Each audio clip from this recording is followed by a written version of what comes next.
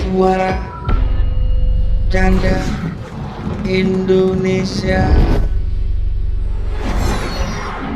Jumpa lagi kita berjumpa dengan saya Cak Lontong. Salam lemper. Anak kecil bisa merubah sesuatu sesuai imajinasinya. Ingat, imajinasi lebih dari logika. Logika hanya membuat Anda dari A menuju B. Tapi imajinasi bisa membawa Anda dari A ke Z, ke F, ke G, ke O, ke H, kemanapun yang Anda mau. Itulah kekuatan imajinasi. Buat seorang anak kecil, kardus itu bisa jadi mobil-mobil. Anak kecil duduk di kardus terasa di sedan. Itulah anak kecil. Kalau orang seperti Anda duduk di kardus bukan di sedan, seperti orang edan.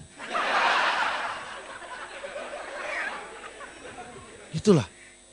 Anak kecil dengan pelepah pisang, dia naiki, bisa serasa naik kuda. Itu anak kecil. Kalau Anda, pelepah pisang Anda naikin, bisa terasa gila. Tapi itulah kekuatan imajinasi. Imajinasi membuat Anda kreatif. Saya adalah orang yang kreatif, tapi saya orang yang tidak gampang terbawa arus perkembangan zaman. Saya orang yang sangat selektif. Ganti HP, ganti motor, saya tidak sembarangan. Saya selalu memilih waktu yang pas. Jadi pas barang-barang itu ditinggal pemiliknya. Itu yang saya lakukan. Dan yang namanya buah tidak jatuh, tidak jauh dari pohonnya. Ini berlaku. Anak saya juga seperti itu, kreatif. Saya tahu persis, saya amati perkembangan anak saya. Di sekolah, dia sebangku dengan temannya laki-laki namanya Benny. Depannya dia perempuan namanya Rina. Suatu saat saya tidak pernah merasa membelikan HP anak saya. Tapi ketika dia pulang membawa HP, saya tanya, itu HP siapa? Dengan jujur, anak kecil jujur. Dia jawab, HP Rina Pak. Saya marah, kenapa kamu ambil HP Rina? Karena HP Benny jelek Pak. Ini yang tidak bisa diterima. Saya bilang itu tidak baik. Kan harusnya bisa dua-duanya diambil. Kenapa harus milih-milih kalau ada kesempatan? Explore kreativitas Anda. Jangan pernah batasi itu. Imajinatif. Yang ketiga, anak kecil itu tulus. Anak kecil tidak pernah punya pamrih. Anak kecil tidak seperti Anda. Untuk tertawa anak kecil lepas, tidak nunggu apa-apa. Anda tertawa nunggu saya lucu. Anda punya pamrih. Anda hanya memeras kelucuan saya. Survei mengatakan, anak kecil rata-rata dalam sehari tertawa 300 kali. Orang tua, orang dewasa itu hanya 3 kali sehari. Anda harus tahu itu. Dan tetangga saya yang sudah tua mencoba untuk seperti anak-anak 300 kali dalam sehari dia tertawa. Dan alhamdulillah sekarang di rumah sakit jiwa. Itulah apa adanya, imajinatif, tulus. Dan anak kecil itu pemaaf. Anak kecil bukan tidak pernah berantem. Anak kecil pernah berantem. Tapi kalau toh berantem biasanya nggak lama. Besok ketemu dengan modal kelingking sudah plek lagi. Itulah anak kecil. Dan saya terapkan pada keluarga saya. Dalam 10 tahun terakhir ini mohon maaf, keluarga saya sudah pindah rumah 10 kali. Ini gara-gara kita selalu punya tetangga yang suka berantem. Bener. Kalau nggak saya diajak berantem, istri saya yang diajak berantem. Kalau nggak istri saya, anak saya. Kalau nggak anak saya, mertua saya diajak berantem. Akhirnya pindah. Kita nggak betah, kita pindah rumah. Tahun berikutnya pindah rumah, ketemu tetangga yang sama. Seneng berantem juga. Nggak tahan, setahun pindah. Sampai 10 kali. Yang terakhir, alhamdulillah, saya mendapat kampung yang tenang, damai. Tapi saya hanya 2 bulan bertahan. Karena sudah 2 bulan nggak pernah ada yang ngajak berantem. Kita nggak betah. Dan istri saya nggak neko-neko. Ulang tahun pernikahan terakhir, saya ini orang apa adanya. Saya nggak pernah punya kado istimewa buat istri. Saya bilang, untuk ulang tahun pernikahan kita saya tidak punya kado istimewa. Istri saya bisa menerima. Tidak masalah nggak ada kado, yang penting papa setia. Itulah saya. Anda tidak percaya?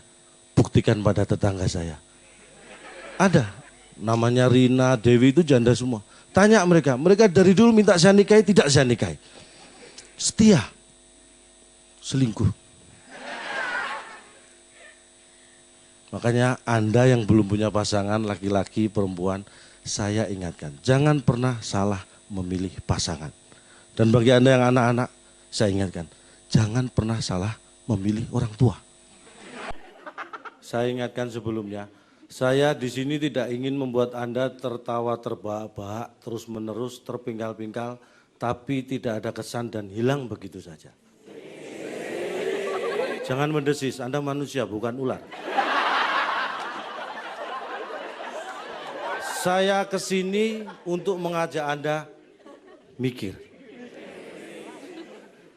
Bukalah pikiran Anda. Saya akan membahas tentang miskin dan sederhana.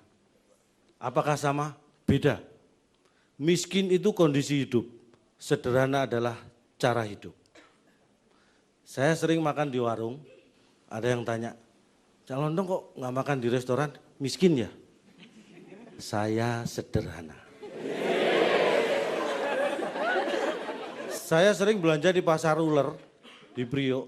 Ada yang ketemu, kok belanjanya nggak di mall? Cak Lontong miskin ya? Saya sederhana. Saya sering kemana-mana naik angkutan umum. Kok nggak bawa mobil sendiri? Cak Lontong miskin ya? Saya sederhana. Di sini saya tegaskan, Cak Lontong adalah orang sederhana yang miskin. Anda jangan menertawakan saya. Saya tidak tahu apakah Anda ini mampu, orang mampu atau orang kaya. Tapi kalau saya lihat sebelum Anda tadi duduk di sini, perilaku Anda tidak menunjukkan itu. Anda tadi datang, mungkin di absen, ambil nasi box, dan Anda makan. Itu bukan perilaku orang yang mampu. Jadi Anda jangan menertawakan orang miskin. Kalau Anda orang yang mampu, mestinya ambil nasi box, berikan pada yang berhak. Saya. Biar saya bawa pulang.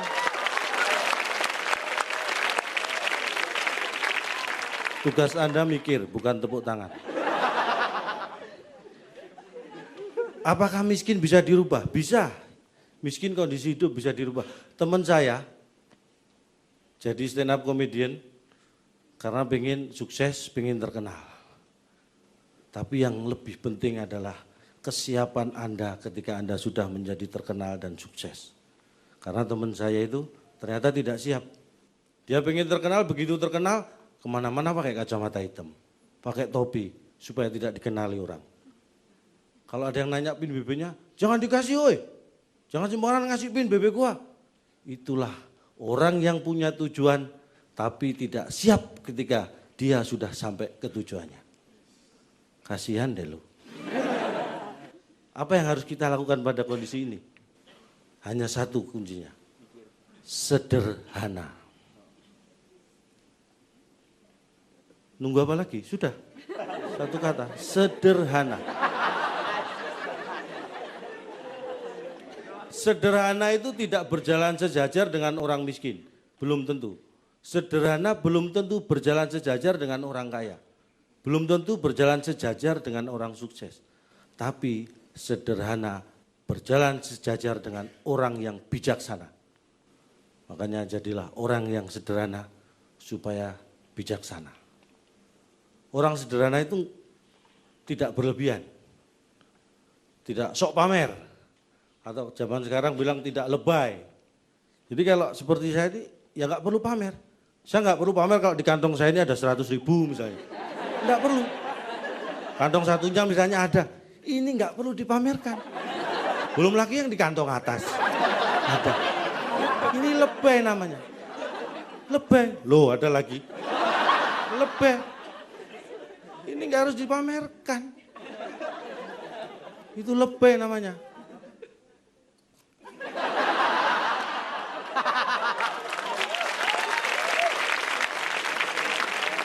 Dan ternyata penyakit lebay itu bukan hanya terjadi pada orang kaya. Orang miskin pun bisa lebay. Jangan dikira nggak ada. Tetangga saya itu miskin, dia nggak kerja. Kalau ditanya, kenapa nggak kerja? Nggak ada ongkos. Karena kita simpati, kita beri ongkos. Masih belum berangkat kerja. Kenapa nggak berangkat? Kan sudah ada ongkos. Nggak ada baju sama sepatu. Kita belikan. Kasih baju sepatu. Nggak berangkat juga. Dia memang orang nggak punya. Sekarang sudah punya ongkos, sudah punya baju, sudah punya sepatu. Kenapa nggak berangkat? Saya orang nggak punya. Saya nggak punya waktu untuk kerja. Itu kan lebay. Karena dia hidup itu dari rangkaian waktu. Kenapa dia bisa bilang nggak punya waktu? Ini yang harus Anda ingat. Hidup ini adalah pilihan. Anda harus menentukannya sekarang. Anda harus memilih sekarang. Atau pilihan itu yang akan menentukan hidup Anda. Itu akan sakit. Seperti saya nanti.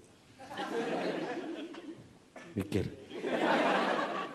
Dan bila Anda tidak mencapai suatu kebahagiaan.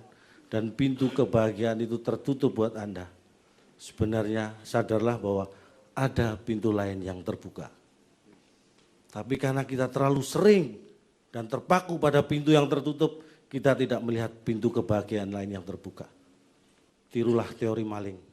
Begitu dia menemui pintu tertutup, dia akan berusaha mencari pintu yang terbuka lainnya. Ada baiknya teori maling kita ambil. Jadi orang jangan mudah terharu, tapi mudahlah tersentuh dan tergerak hatimu. Orang terharu kalau melihat kemiskinan, pertama kali yang diambil adalah sapu tangan, bukan dompetnya. Orang yang tergerak hatinya, begitu melihat kemiskinan, yang pertama kali diambil adalah dompetnya. Tapi ada satu hal yang tidak boleh Anda tiru. Ada orang yang begitu melihat keramaian, yang pertama diambil adalah dompet orang lain. Itu copet. Jangan mengulangi kesalahan saya. Saya serius. Dan kalau saya serius bukan berarti Anda tidak boleh tertawa.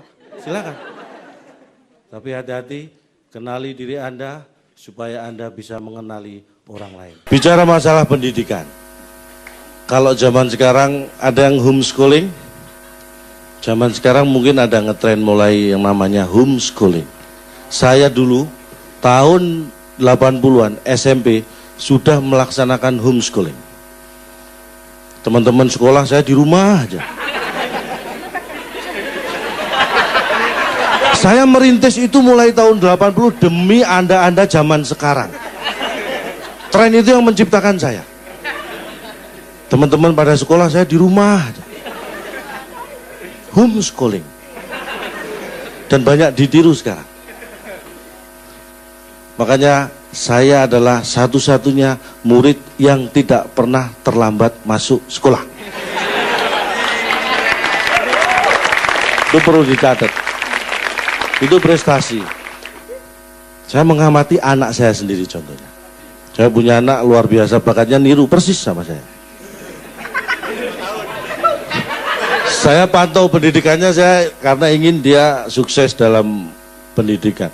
Setiap selesai ulangan saya tanya, gimana tadi ulangannya? Anak saya ini jujur. Dia jawab, dari 10 soal yang dikerjakan, 1 yang salah. Wow. Anda jangan tepuk tangan dulu, belum selesai. Begitu nilai evaluasi dibagi, nilainya jelek. Saya protes. Ini pasti ada kesalahan, mungkin nilai temannya yang dimasukkan. Saya datengin wali kelas. Bu, anak saya tahu persis dia jujur. Ketika saya tanya, dari 10 soal yang dikerjakan, dia hanya salah 1. Betul? Betul Pak. Kenapa nilainya jelek? Jawaban wali kelas ini yang menyakitkan. Karena soalnya 100 Pak. Jadi anak saya hanya mengerjakan 10. Itu pun salah 1.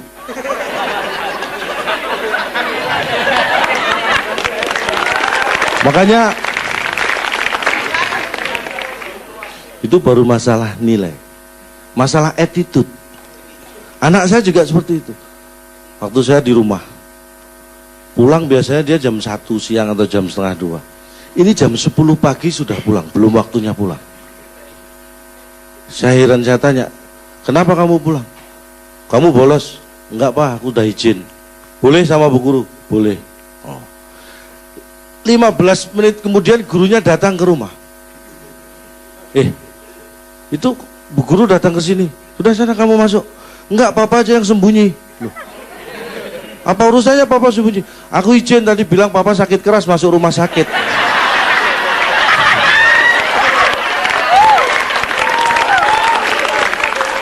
Sekarang saya ingin yang terakhir berbicara masalah pendidikan Indonesia. Siapa yang salah? Tidak ada yang salah. Yang ada adalah kurang pemahaman bersama. Kalau ada yang mengira murid-murid sekarang malas, saya pertama kali orang yang protes. Anda akan menilai, saya sebutkan. Guru masuk ke kelas, berbicara sesuatu, murid disuruh mencatat. Siapa yang malas? Waktu istirahat, anak-anak keluar, ada yang main bola, main basket, ke kantin. Guru duduk di ruang guru ngobrol. Siapa yang malas?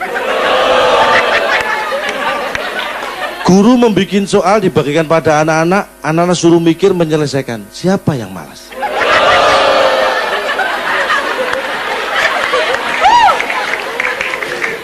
Ketika semua soal sudah dikumpulkan, diperiksa oleh guru yang membuat soal, jawaban yang salah disalahkan. Padahal guru tahu jawaban yang benar. Kenapa nggak dibenarkan? Tugas guru adalah membenarkan sesuatu yang salah. Mikir. Jangan sampai kita menjadi korban-korban orang yang malas. Tetap perjuangkan. Saya yakin Anda adalah murid-murid yang rajin. Walaupun nggak pintar. Demikian dari saya. Mudah-mudahan Anda tetap menjadi orang yang berpendidikan untuk Indonesia. Saya Cak Lontong, salam lemper. Salam lemper. Salam